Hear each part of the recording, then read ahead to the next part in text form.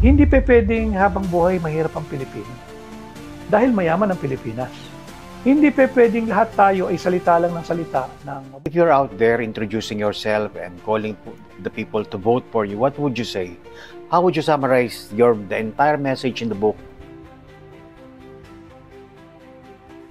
We have, all of us, meron tayong kapangyarihang baguhin ang kapalaran ng ating bansa. Kagaya rin ng ating buhay. Marami riyan ipinanganak na mahirap. Hindi kasalanang ikay ipinanganak na mahirap. Pero pwede kang magmuni-muni kung tumanda ka na at mamamatay ka na lang, mahirap pa rin. Baka meron kang hindi ginawa. Ganon din dito sa pagsisilbi sa bansa. Hindi pwedeng habang buhay mahirap ang Pilipino, dahil mayaman ang Pilipinas.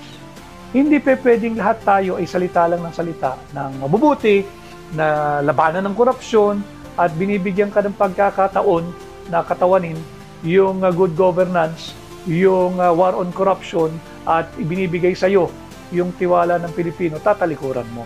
Yun ang isang bagay na napakahirap na magbulag-bulagan.